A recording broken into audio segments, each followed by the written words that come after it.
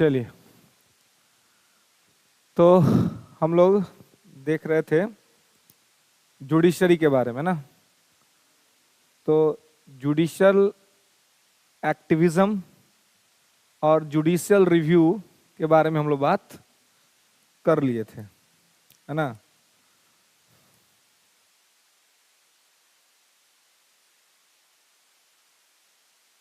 ठीक है, तो जुडिशियल रिव्यू और जुडिशियल एक्टिविज्म के बारे में बात कर लिए थे। अब आगे जो हम लोग को बात करना था वो है जुडिशियल इनक्रोचमेंट। तो जैसा कि आप लोगों ने कहा था कि सर जो लिखवाते हैं वह ज़्यादा आनंददायी होता है, तो हमने सोचा चलो भाई लिखवा ही देंगे, और वही प्रोसेस ठीक है जैसा आप लोगों को अच्छा लगता है। ठीक है, तो उसी प्रोसेस पे काम करेंगे।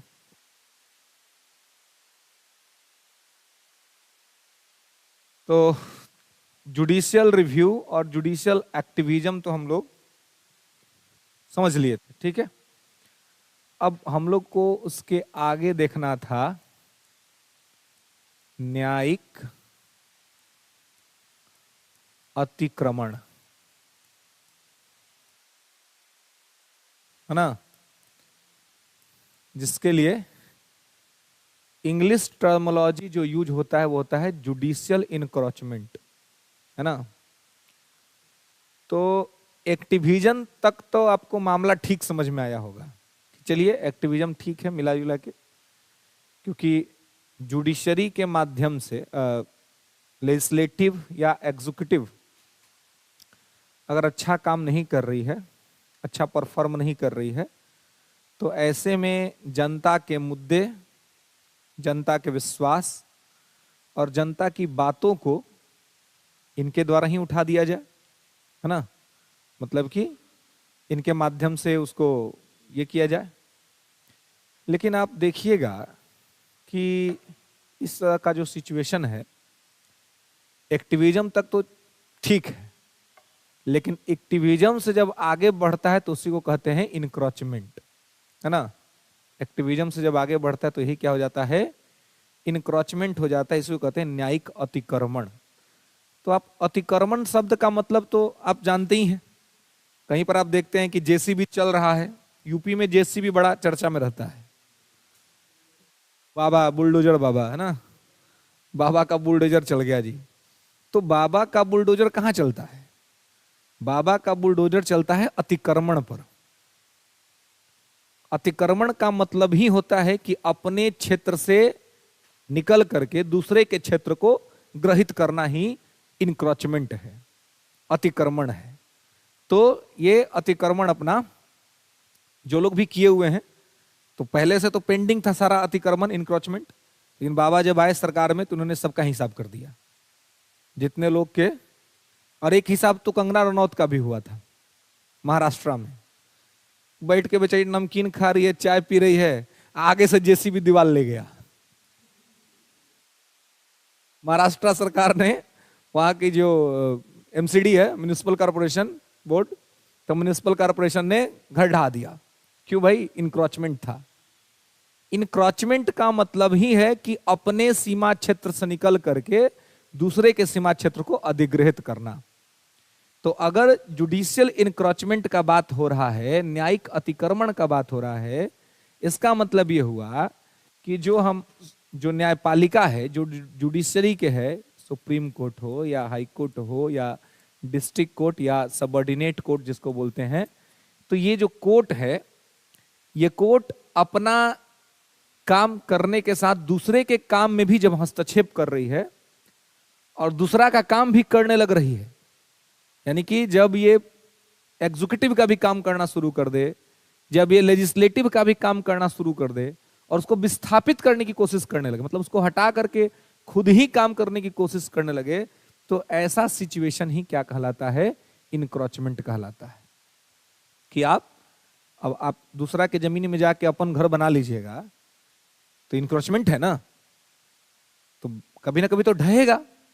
जिस दिन सरकार अच्छी आएगी या व्यवस्था अच्छा आएगा और जो जस्टिस होगा, जिस व्यक्ति का जमीन है, वो जा करके कहेगा कि ऐसे हो रहा है हमारे साथ, तो हटना तो पड़ेगा, है ना, इंक्रोचमेंट खत्म तो करना पड़ेगा।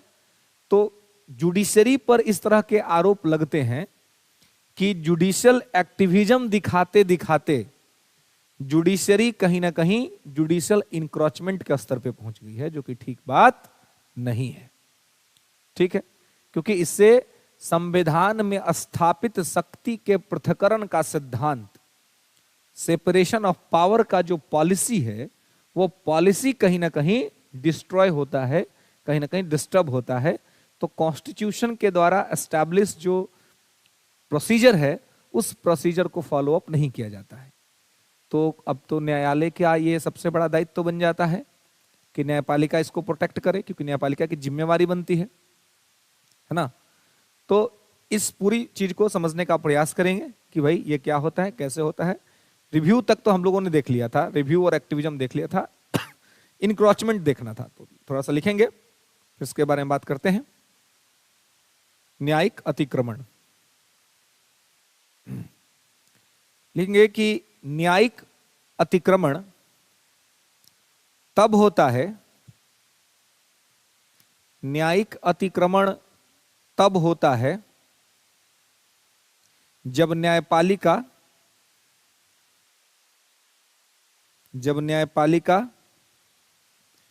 कार्यपालिका और विधायिका के दायरे से बाहर निकल जाती है। जब न्यायपालिका कार्यपालिका और विधायिका के दायरे से बाहर निकल जाती है और उसे धारण कर लेती है,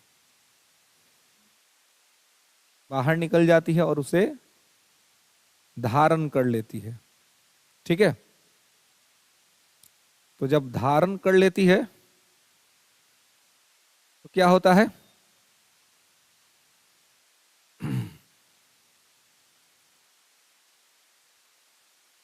तो जब धारण कर लेती है तो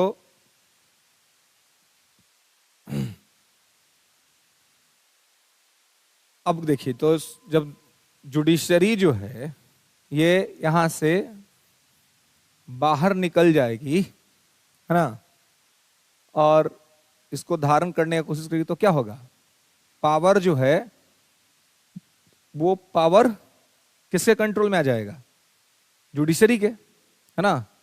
तो जुडिशरी जब पावर कंट्रोल में ले लेगी तो आप देखेंगे कि जुडिशरी के पास जब पावर आ जाएगा तो अब लेजिस्लेटिव और जुडिशरी दोनों का काम कौन करने लगेगा, दोनों का काम कौन करेगा, अब इसी के पास रहेगा। अब ऐसे में संविधान के द्वारा स्थापित प्रक्रिया कहीं ना कहीं डिस्टर्ब हो जाएगी, तो ये जो है वो ठीक चीज नहीं है ना। तो कहने का मतलब ये है कि न्यायपालिका अपने सीमा क्षेत्र में रहते हुए समीक्षा और थोड़ा बहुत सक्रियता के साथ ही काम करे तो ठीक है, ना कि ये कार्यपालिका और विधायिका का भी काम करना शुरू कर दे, है ना। ऐसा इसको नहीं करना चाहिए। ठीक है, तो लिखेंगे थोड़ा सा और कि न्यायपालिका जब पूरी तरह से कार्यपालिका के कार्यक्षेत्र को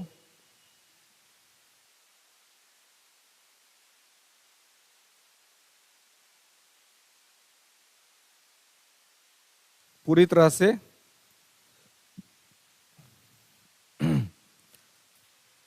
से कार्यपालिका के क्षेत्र को अधिग्रहित कर लेती है,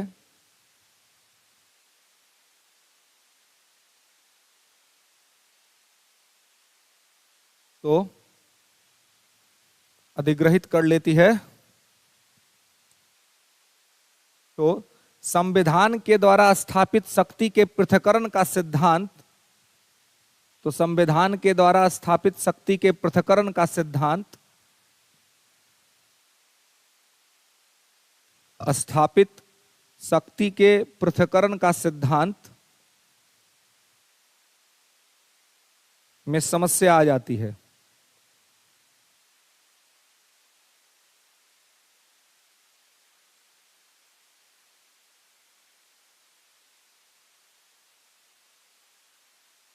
में समस्या आ जाती है। ठीक है,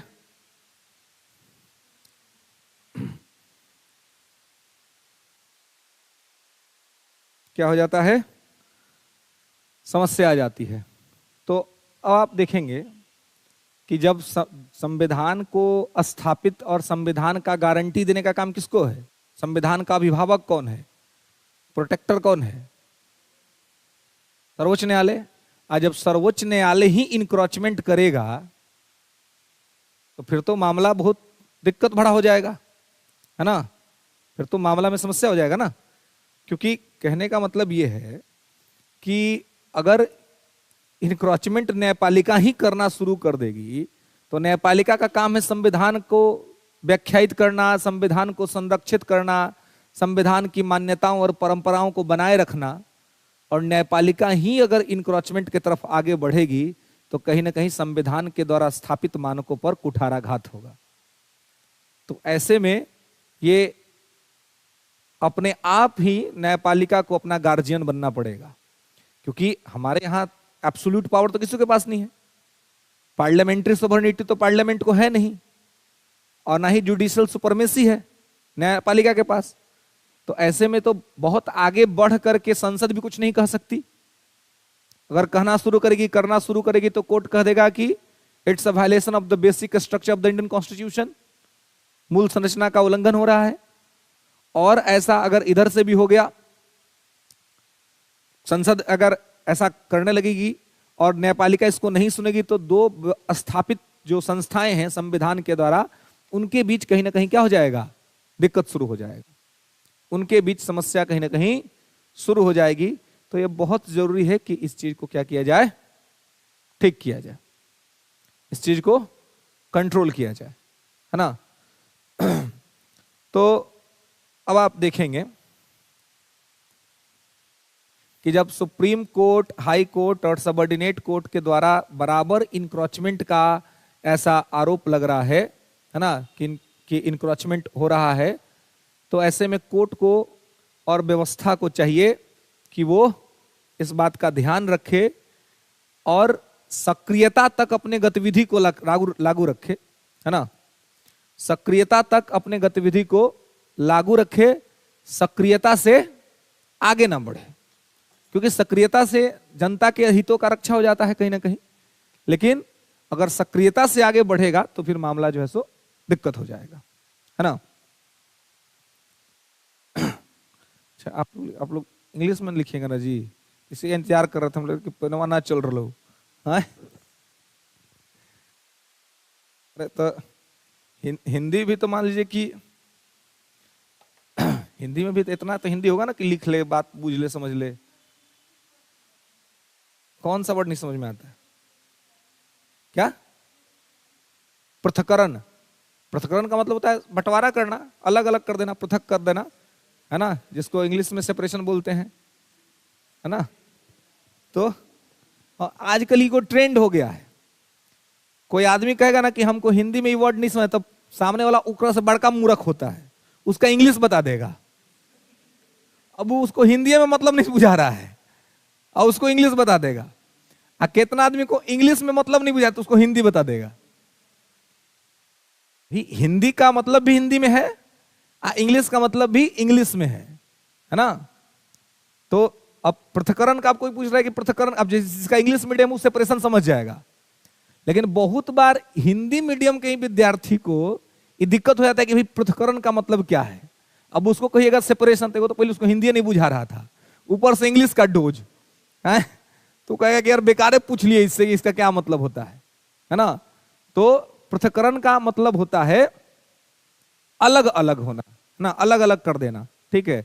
इंग्लिश में उसको सेपरेशन बोलते हैं और हिंदी में पृथक्करण बोला जाता है सामान्य तौर पे, ठीक है। तो लिख लेंगे इंग्लिश में थोड़ा सा कि judicial encroachment, it means judicial encroachment, it means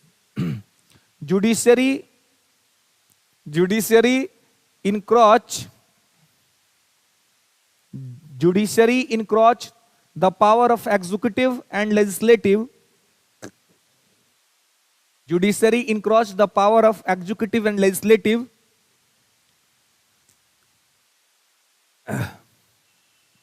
and do the all the things and do the all the things of and do the all the things of executive and legislative by Supreme Court, by Supreme Court or judiciary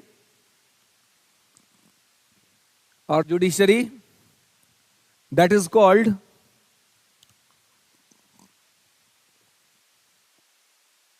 called judicial encroachment.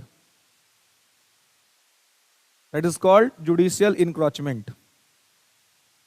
ठीक है, चलिए। तो मतलब जब न्यायपालिका, कार्यपालिका और विधायिका के कार्य को अपने माध्यम से करने लगे, उनके अधिकार क्षेत्र में खुद ही इंटरफेयर कर दे, तो ऐसी सिचुएशन, ऐसा स्थिति क्या कहलाता है? न्यायिक अतिक्रमण कहलाता है ना। ऐसा ही स्थिति जुडिशियल इंक्रोचमेंट के तौर पर देखा जाता है।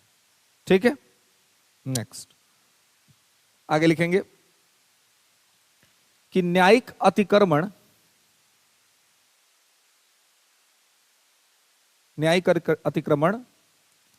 न्यायिक सक्रियता से आगे का लक्षण है।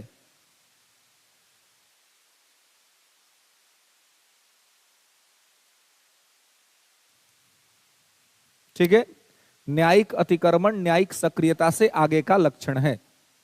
Judicial encroachment is the next step of judicial activism.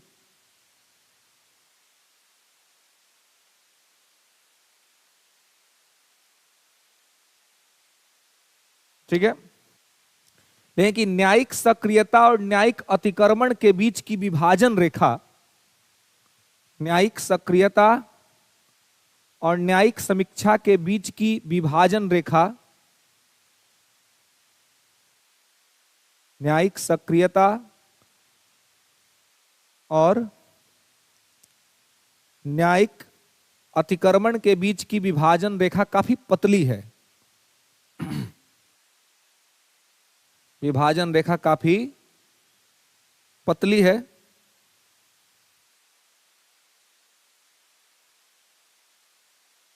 काफी पतली है,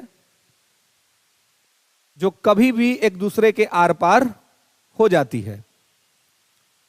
judicial encroachment and judicial activism boundary,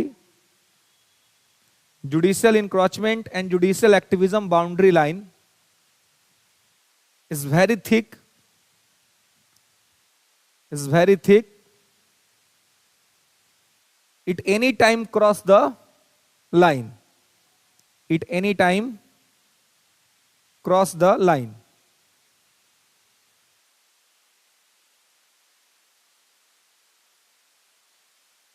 ठीक है, देखिए अब ये कभी भी जब क्रॉस कर जाएगा, है ना, कभी भी आर पार हो जाएगा, तो ऐसे सिचुएशन में आप देखते हैं कि क्या होता है। ऐसे में आप देखते हैं कि अगर एक लाइन है ना, लाइन खींची गई है, तो इस लाइन के अंतर्गत जो है वो कार्य करना होता है ना। इस लाइन के अंतर्गत जो है सो देखना होता है, लेकिन कभी भी कब कौन सी लाइन को कोई क्रॉस कर जाए ये कोई नहीं जानता है।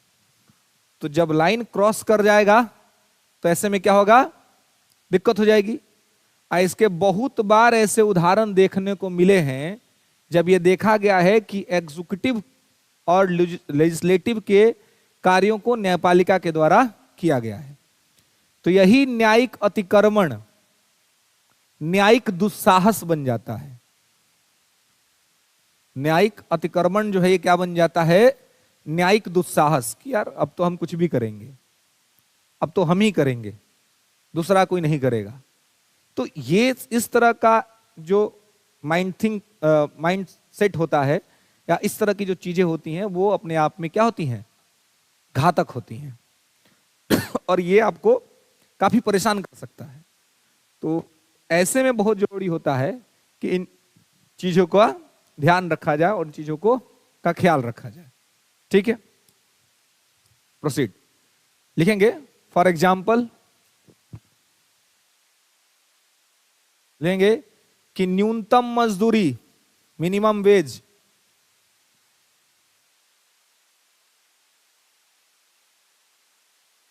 न्यूनतम मजदूरी और पर्यावरण तथा पारिस्थितिकी, इन्वायरमेंट और इकोलॉजी, इन्वायरमेंट और इकोलॉजी के मामले में, पर्यावरण पारिस्थितिकी के मामले में न्यायपालिका द्वारा किया गया कार्य, न्यायपालिका द्वारा किया गया कार्य न्यायिक सक्रियता माना जा सकता है।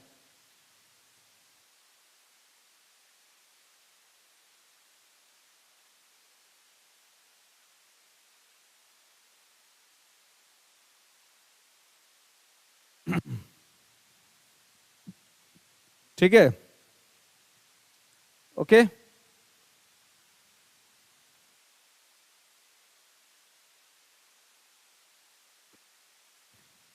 तो अब आप देखेंगे कि न्यूनतम मजदूरी का मामला हो, मिनिमम वेज का मामला हो, या फिर आप देखिए कि पर्यावरण और पारिस्थितिकी का मामला हो, इन सभी मामलों में न्यायपालिका के द्वारा किया गया कार्य जो है वो सक्रियता की श्रेणी के अंतर्गत आता है। ये सक्रियता, ये अतिक्रमण नहीं है, क्योंकि वो जरूरी था, क्योंकि एग्जीक्यूटिव या लेजिस्लेटिव उस पर कोई एक्शन इमीडिएट नहीं ले रही थी, तो वो जरूरी था, है ना।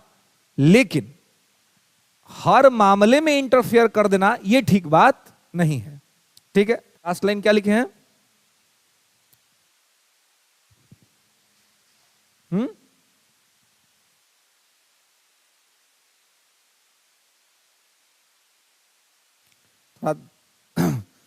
फोर्स लगा के बोलना है ना। अब तो शाम का समय 3 बजे खा पी के आए होंगे। न्यायिक सक्रियता माना जा सकता है। ठीक है, नेक्स्ट आगे लिखिएगी, लिखेंगे तो ये सब तो न्यायिक सक्रियता का उदाहरण है ना। ये सब जो है it's a example for judicial activism, है ना। न्यूनतम मजदूरी का मामला हो या पर्यावरण का मामला हो, ठीक है, या पारिस्थितिकी का मामला हो, है ना। ये कोई भी जो मामला है, ये सब तो उदाहरण है आपका किस चीज का?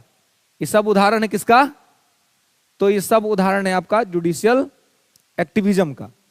लेकिन जुडिशियल इंक्रोचमेंट का उदाहरण क्या है? तो लिखेंगे एग्जाम्पल फॉर जुडिशियल इंक्रोचमेंट, न्यायिक अतिक्रमण के उदाहरण, न्यायिक अतिक्रमण के उदाहरण।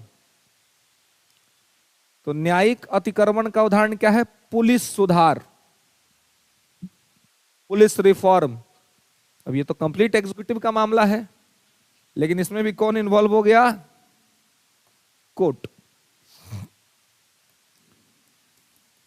पुलिस सुधार, पुलिस रिफॉर्म। नेक्स्ट, दिल्ली में अनाधिकृत, दिल्ली में अनाधिकृत वाणिज्यिक संचालन, दिल्ली में अनाधिकृत वाणिज्यिक संचालन, ठीक है। On official commercial steering in Delhi, on official commercial steering in Delhi. Next, Chennai शहर, चेन्नई शहर में सुधार, रिफॉर्म इन चेन्नई सिटी।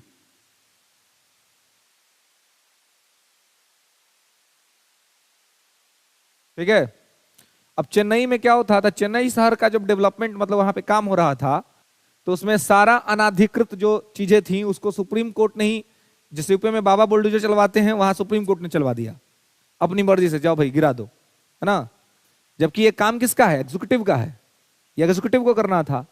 तो एक तो सबको खाली कराया, गिराया, और अपने द्वारा ही एक कमीशन बना दिया, एक कमिटी भी बिठा दिया कि ये कमिटी, ये कमीशन जो है सो इसको जांच करेगी, इस पर अपना बात रखेगी। ठीक है, तो ये किसने कर दिया? ही कमीशन के द्वारा, कमिटी के द्वारा कर दिया गया। ठीक है, नेक्स्ट लिखेंगे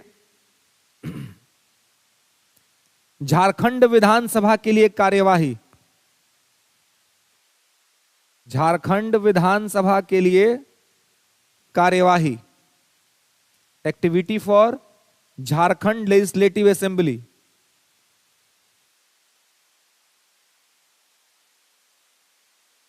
activity for Jharkhand legislative assembly. ठीक है, नेक्स्ट पार्किंग शुल्क, पार्किंग फी।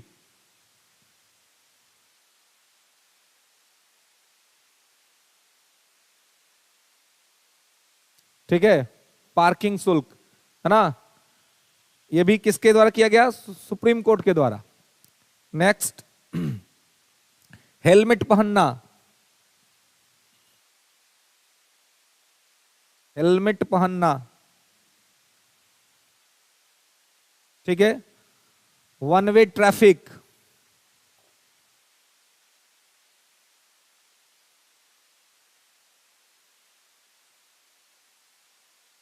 गाड़ी के वाहनों से काले शीशे को हटाना। कहता हूं ना, अपना गाड़ी पर लगा देता है काला शीशा, है ना, कि हम बाहर का सारा मजा देखेंगे, बाहर वाले ना देखे कि भीतर कौन क्या कर रहा है ना। तो लगा देता है सब क्या? काला शीशा। कोर्ट ने कहा सब हटाओ, काला शीशा नहीं चलेगा। इसमें क्या होता था? बदमाश सब वही से पार हो जाएगा, पुलिस देख ही नहीं पाएगी बाहर से कि गाड़ी में कौन बैठा हुआ है, और वो देख लेगा अंदर से कि बाहर पुलिस का चेकिंग चल रहा है ना। तो इसलिए ये अब देखिए, ये सब काम किसका है? ये सब काम किसको करना चाहिए? कार्यपालिका को। ये सब काम तो एग्जीक्यूटिव का है, लेकिन ये सब काम कौन कर रहा है? न्यायपालिका कर रही है ना। तो जब ये सब काम न्यायपालिका कर रही है, तो ऐसी स्थिति में क्या है? यही तो इंक्रोचमेंट है कि काम किसी और का और काम कर कोई और रहा है, और लगातार कर रहा है, एक दो बार नहीं, बार बार, है ना। तो बार बार जब करेगा तो दिक्कत तो होगी, है ना। नेक्स्ट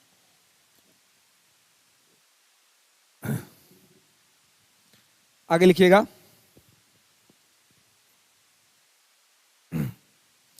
कि जिला न्यायाधीशों के भर्ती के मामलों में,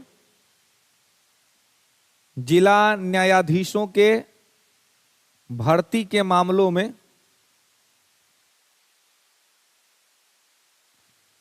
जिला न्यायाधीशों के भर्ती के मामले में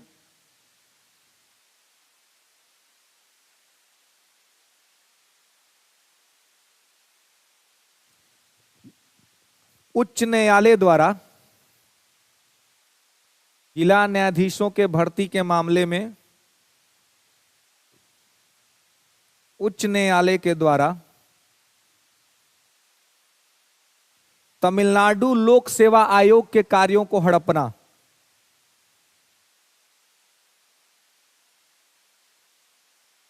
तमिलनाडु लोक सेवा आयोग के अधिकारों को हड़पना।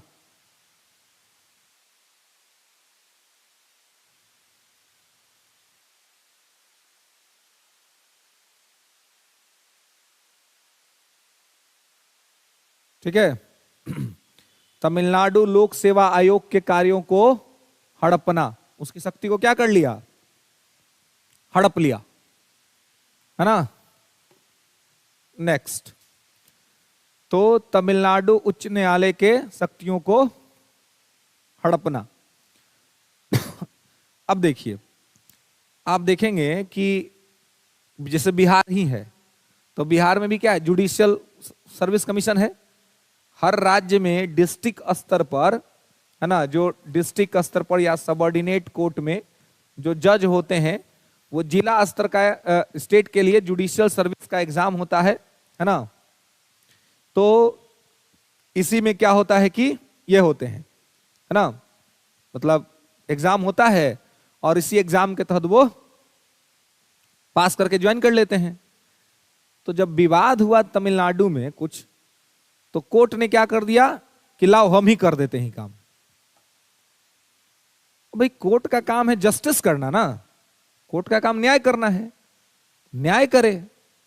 मामला अगर कोई गया तो कहे कि कौन गलत है कौन सही है, जो गलत है उसको दंड दे, या फिर ये कहेगा कि लाओ काम हम ही कर देते हैं। तो ये सारे मामले जो हैं वो ये उदाहरण सेट करते हैं, है ना। तो इस उदाहरण से क्या सिद्ध हो जाता है कि न्यायपालिका कहीं ना कहीं अनावश्यक तौर पर यदा कदा कार्यपालिका के कार्य में हस्तक्षेप करने का काम कर रही है ना। क्लियर है? नेक्स्ट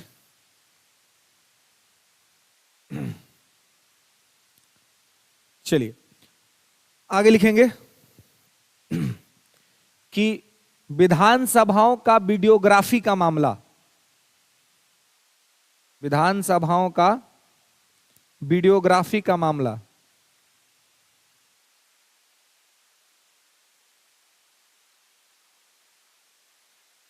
विधानसभाओं के वीडियोग्राफी का मामला, कोर्ट ने कहा कि भाई विधानसभा में जो कार्यवाही होती है उसका वीडियोग्राफी करो।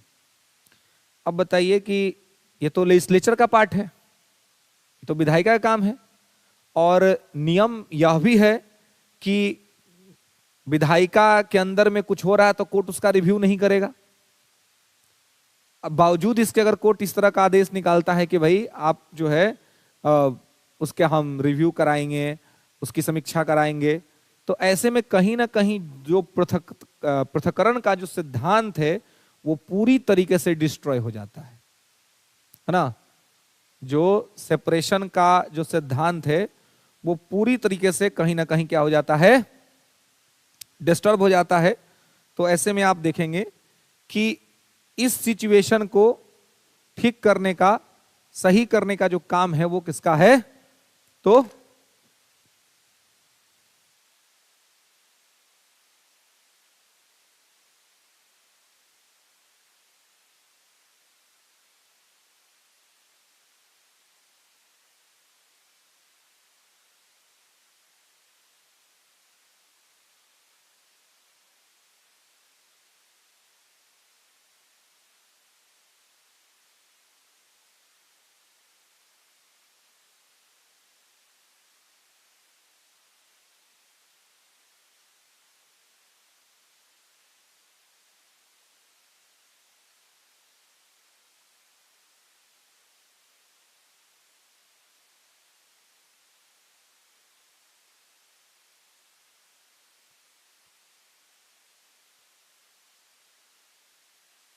क्या लिखे हैं? हाँ, विधानसभाओं के वीडियोग्राफी का मामला। तो ये सब भी क्या है, ये सब ये दिखला रहा है, कहीं ना कहीं स्पष्ट कर रहा है कि पूरा जो सिचुएशन है वो क्या है, मतलब गड़बड़ है। मतलब कहीं ना कहीं अनावश्यक तौर पे इंटरफेरेंस जो है वो किया जा रहा है, जो कि ठीक बात नहीं है। ठीक है, तो यहां पर इस चीज को आपको ध्यान रखना है। नेक्स्ट लिखेंगे आगे कि न्यायिक अतिक्रमण, नोट करके लिखेंगे इस बात को, कि न्यायिक अतिक्रमण किसी भी प्रकार से, किसी भी प्रकार से संविधान के स्थापित व्यवस्थाओं के अनुरूप नहीं है। संविधान के स्थापित व्यवस्थाओं के अनुरूप नहीं है।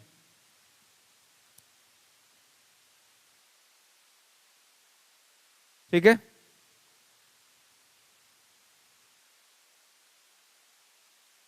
Judicial encroachment, judicial encroachment, it's never the, it's never the useful for Indian constitutional system, useful for Indian constitutional system, because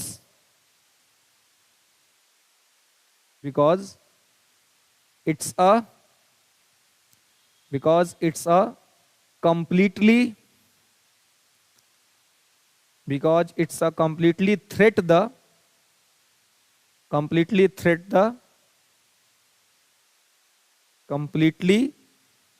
the system of rule and regulation, system of rule and regulation। Okay, ये उससे लिए कहीं से भी ठीक नहीं है। एक शॉर्ट हेडिंग बनाएंगे कि न्यायिक अतिक्रमण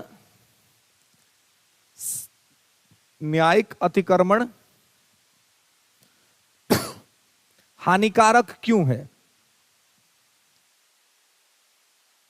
न्यायिक अतिक्रमण हानिकारक क्यों है? कुछ पॉइंट्स इसके हो सकते हैं जिससे आप बता सकते हैं कि न्यायिक अतिक्रमण हानिकारक क्यों है। ठीक है,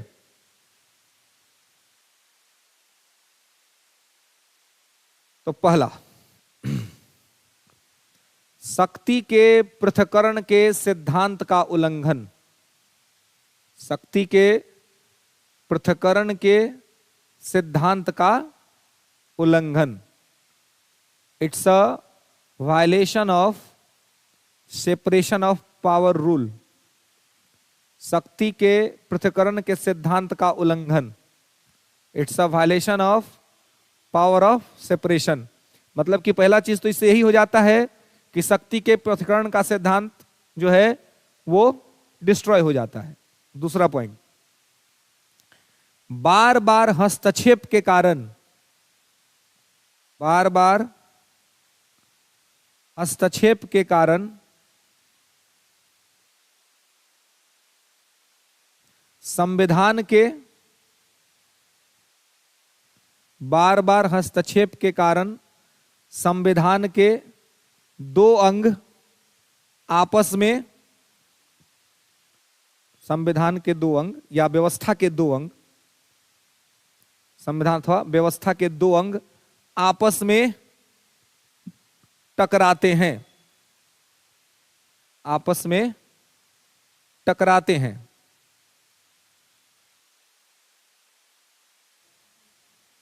हाँ? व्यवस्था या संविधान दोनों लिखे, कोई दिक्कत नहीं है। ठीक है, या व्यवस्था और संविधान, ठीक है, आपस में टकराते हैं। ऐसी स्थिति में, ऐसी स्थिति में व्यवस्था प्रभावित होती है। ठीक है, देंगे in this situation more and more time, in this situation more and more time constitutional to constitutional system or parliamentary system always conflict, always conflict। ठीक है, एंड थर्ड लिखेंगे, तीसरा,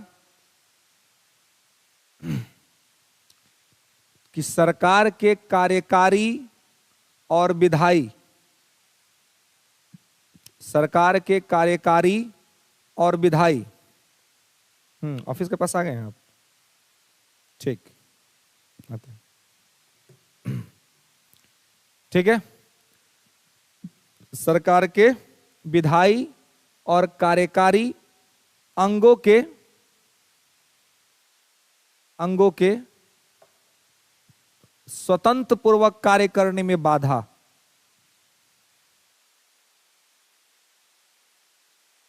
स्वतंत्र पूर्वक कार्य करने में बाधा, ठीक है, स्वतंत्र पूर्वक कार्य करने में बाधा, ठीक है।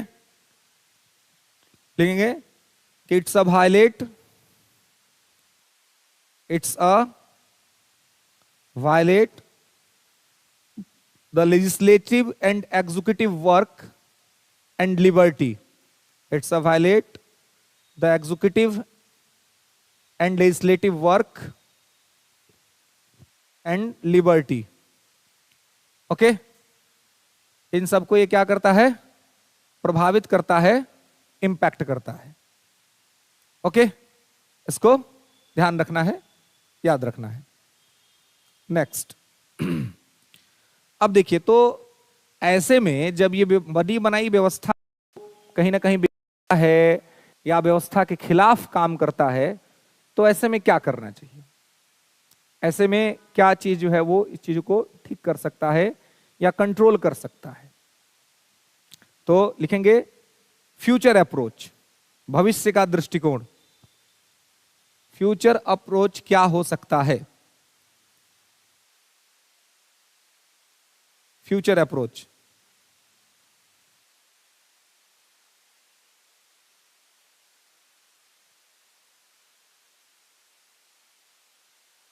ठीक है।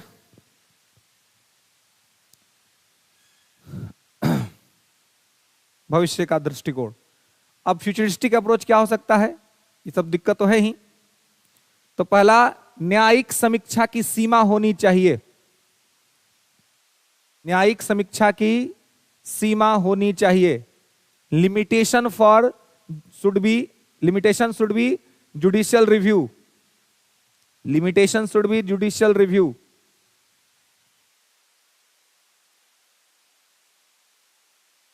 ठीक है। नेक्स्ट, न्यायिक समीक्षा, न्यायिक समीक्षा न्यायपालिका का एक वैध क्षेत्र है, न्यायिक समीक्षा न्यायपालिका का एक वैध क्षेत्र है। Judicial review is the valid area, judicial review is the valid area, judicial review is the valid area for judicial system. न्यायिक समीक्षा न्यायपालिका का एक वैध क्षेत्र है, लेकिन एक सीमा तो होनी ही चाहिए। But limitation is compulsory component is this system, but limitation is compulsory component is this system.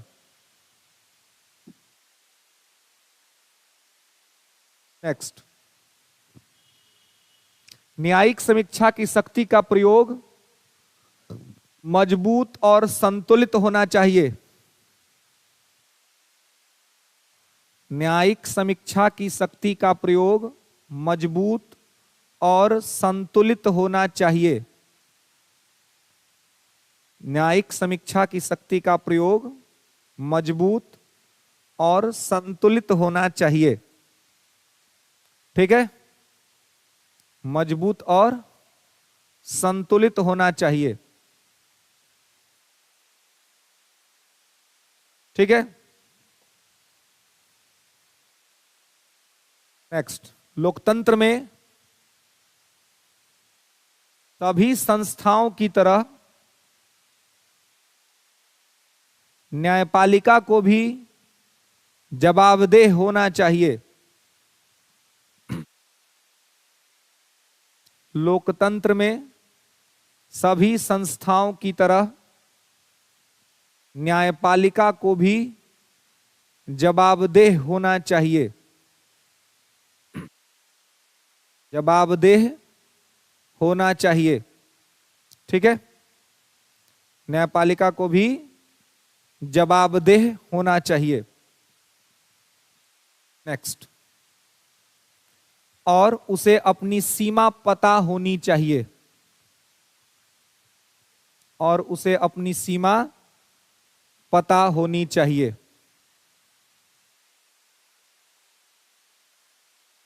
ठीक है, मतलब समझ रहे ना कि ये सब चीज को ध्यान रखना है। किसको?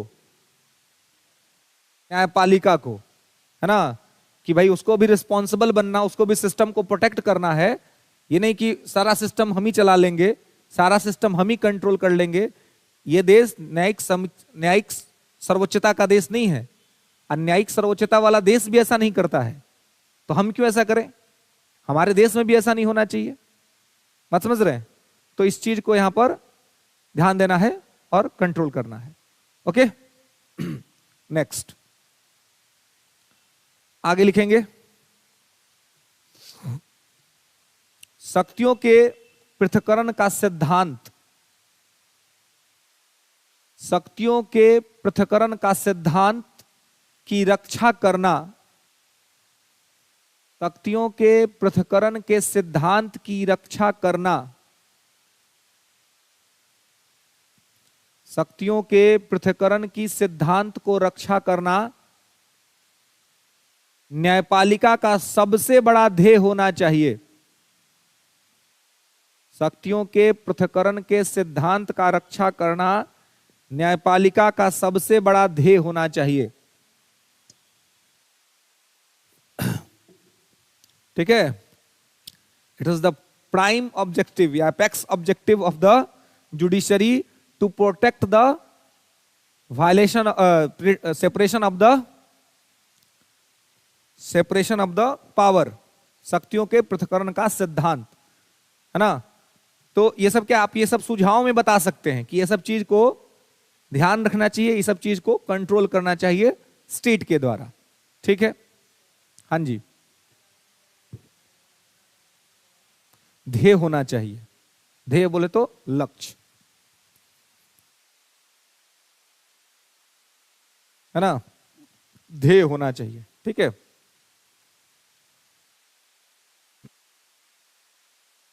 एक लाइन और लिख लेंगे कि न्यायपालिका को न्यायिक सक्रियता और न्यायिक अतिरेक में स्पष्ट अंतर करना चाहिए। न्यायपालिका को न्यायिक सक्रियता और न्यायिक अतिरेक में स्पष्ट अंतर करना चाहिए। ठीक है, स्पष्ट अंतर करना चाहिए। ठीक है, हाँ, न्यायिक अतिरेक मतलब वही अतिक्रमण, एक स्टेप आगे बढ़ जाना, है ना। जब अतिक्रमण को ही आप अतिरेक कह सकते हैं, सरप्लस, अतिरेक को इंग्लिश में कहते हैं सरप्लस, है ना, एक कदम आगे बढ़ जाना, है ना। जब आप कोई चीज आगे बढ़ बढ़ करते हैं तो उसको कहते हैं अतिरेक, है ना। तो इसलिए न्यूज़पेपर पढ़ते हैं आप लोग, न्यूज़पेपर थोड़ा रेगुलर पढ़िए, और न्यूज़पेपर का जो संपादकीय है ना, उसको जरूर पढ़िए, एडिटोरियल। ठीक है, बहुत इंपॉर्टेंट होता है। एक तो एडिटोरियल से आपकी भाषा शैली बहुत अच्छी हो जाती है और अलग अलग शब्द आपको समझ में आते हैं, है ना। और सबसे अच्छा बात यह है कि जो भी नेशनल इंटरनेशनल इवेंट या इंसिडेंट हो रहे हैं देश के अंदर, वो आपको पता चल जाता है। ठीक है, तो इसलिए इसको आपको यहां पर ध्यान रखना है, याद रखना है। ठीक है, चलिए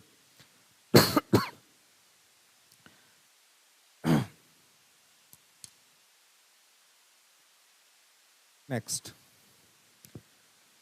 लिखेंगे कि न्यायिक समीक्षा, न्यायिक सक्रियता, न्यायिक समीक्षा, न्यायिक सक्रियता और न्यायिक अतिक्रमण और न्यायिक अतिक्रमण, इन तीनों व्यवस्थाओं को देखने के पश्चात, इन तीनों व्यवस्थाओं को देखने के पश्चात हम यह स्पष्ट रूप से कह सकते हैं कि, हम यह स्पष्ट रूप से कह सकते हैं कि हम यह स्पष्ट रूप से कह सकते हैं कि न्यायिक समीक्षा और न्यायिक सक्रियता, क्या जी लिख लिए हैं आप? हैं? लिख लिए हैं? क्या लिखे हैं? अतिक्रमण, उसके बाद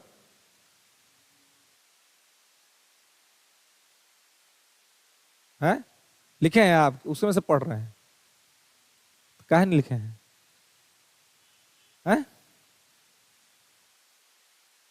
क्या?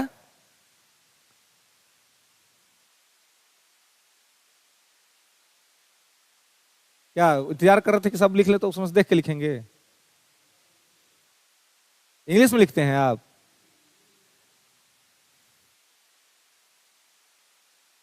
कहाँ है भाई? किसके यादों में है? हैं? हिंदी में बोल रहे हैं, लोग लिख रहा है, इंग्लिश वाले भी इधर हिंदी में लिख रहे हैं, आप कह रहे हैं कि लग रहा है कि इंग्लिश में बोल रहे हैं। कि तोरा हिंदी इंग्लिश में लग रहा का हो? हिंदी का लोड बड़का हो गया का है? क्या दिमाग कहीं और है, कोई और घटनाक्रम में? कि हमको लगा इंग्लिश में बोल रहा है, बताइए क्या लिखे हैं? न्यायिक समीक्षा और न्यायिक सक्रियता,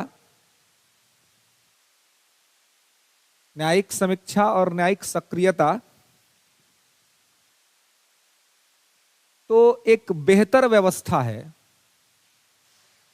तो एक बेहतर व्यवस्था है, तो एक बेहतर व्यवस्था है, लेकिन न्यायिक अतिक्रमण, लेकिन न्यायिक अतिक्रमण किसी भी स्थिति में उचित नहीं, लेकिन न्यायिक अतिक्रमण किसी भी स्थिति में उचित नहीं, लेकिन न्यायिक अतिक्रमण किसी भी स्थिति में उचित नहीं। क्लियर है? न्यायिक अतिक्रमण किसी भी स्थिति में उचित नहीं। ठीक है? सक्रियता ठीक है, कभी अगर कार्यपालिका कोई काम नहीं ध्यान दे रही है तो उसमें आपने कह दिया, एक बार हड़का दिया, अच्छा बात है, लेकिन अब बार बार जा करके आप यही काम करेंगे तो वो ठीक बात नहीं है। तो समीक्षा और सक्रियता में कोई दिक्कत नहीं है, लेकिन अतिक्रमण अगर होगा तो ये व्यवस्था के खिलाफ है, ये सिस्टम के विरुद्ध है, ये नहीं होना चाहिए। ठीक है? एक क्वेश्चन लिखिएगा,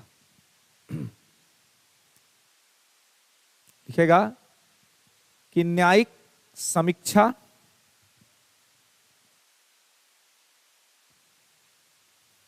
और न्यायिक सक्रियता तथा न्यायिक अतिक्रमण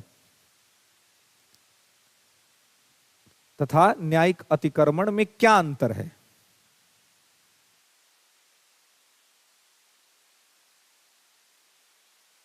न्यायिक समीक्षा और न्यायिक सक्रियता तथा न्यायिक अतिक्रमण में क्या अंतर है?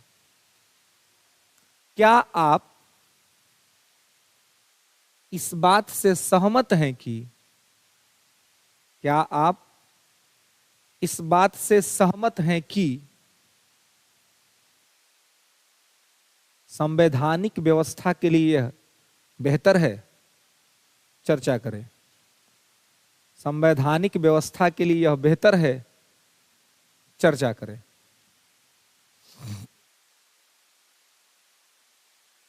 चर्चा करें।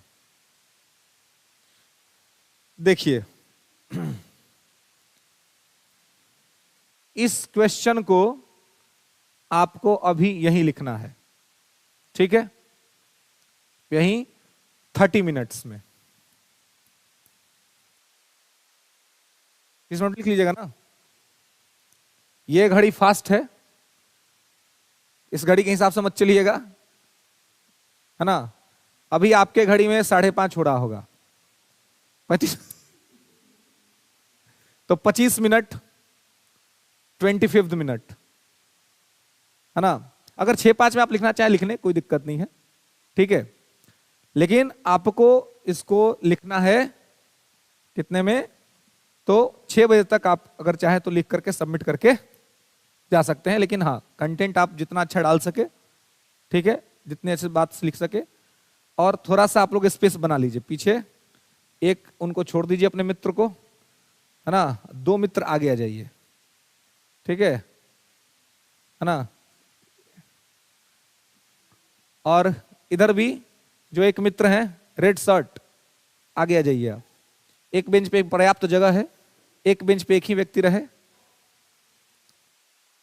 हाँ, कि ना समझ में लो है क्या, आप इधर आ जाइए, इस बेंच पे आ जाइए। हाँ हाँ, इधर आ जाइए इस बेंच पे।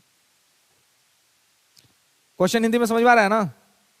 जुडिशियल एक्टिविज्म, जुडिशियल रिव्यू और जुडिशियल इंक्रोचमेंट के बारे में पूछा जा रहा है, ठीक है, क्लियर है। इस लिखना है, इस बेंच पे आप आ जाइए। हाँ, बाकी सब लोग सिंगल सिंगल ही हैं। जो विचार आपके मन में इतने देर में प्रस्फुटित हो रहा है इस संदर्भ में, वही बात आपको लिख देना है, ठीक है। ईमानदारी से लिखिएगा, एक दूसरे से बातचीत में। ये चूंकि आप सिविल अभ्यर्थी हैं तो मैं इतना आपसे खुद ये अपेक्षा करता हूं कि इतना ईमानदारी तो आप खुद बरतिएगा कि आप किसी से कोई बातचीत नहीं कीजिएगा, और आप स्वयं इसको लिखिएगा, ठीक है। इसको लिखिए, लिख करके सबमिट कर दीजिएगा, ठीक है। और ईमानदारी से, मैं नहीं कह रहा कि आप सब सही बात लिखिएगा, ये आपको सही आता ही होगा, कुछ इधर उधर की बातें हो सकती हैं, लेकिन फिर भी आपको इसको सही से लिखना है, ठीक है। और स्टार्ट कीजिए, है।